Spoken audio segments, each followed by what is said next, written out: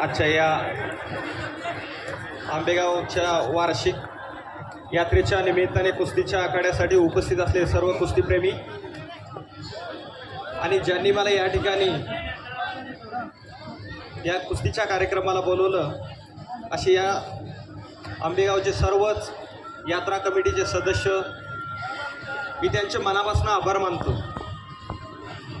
या ठिकाणी पाठीमागच्या वर्षी आपण या मैदानाला सन्मानित केलं होतं आणि आज योगायोगाने स्वारगेट विभागाचा ACP म्हणून काम करत असताना आंबेगाव तसेच भारतीय विद्यापीठ, स्वारगेट, सहकार नगर आणि हा सुद्धा भाग माझ्या अधिकाराखाली येतो आणि म्हणून आज दुहेरी भूमिकेत या ठिकाणी मी आलो आहे।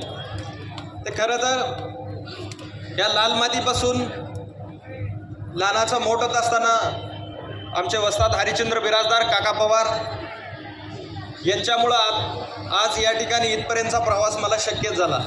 जास्त बोलणार नाही, परंतु सध्या देशामध्ये जे कुस्तीचं वातावरण आहे एकंदरीतच थोडंसं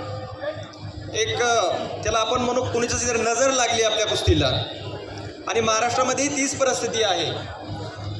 परंतु माझ्या कुस्तीतल्या या बांधवांना माझं एवढंच सांगणं आहे की आपण आपले आईवडील असतील, आपले गुरुजन असतील, यांच्या मार्गदर्शनाखाली मेहनत करा, मोठे व्हा।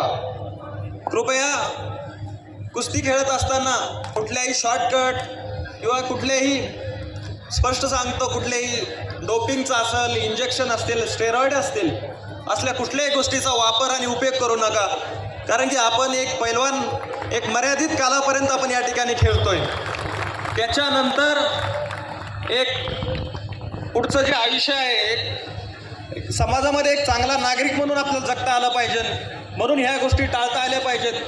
कष्ट करा, मेहनत करा, खूप मोठं येतं आणि म्हणून आज या ठिकाणी सर्व पैलवान खूप मोठे बक्षीस आपण या गावात या पैलवानांना दिलं आहे।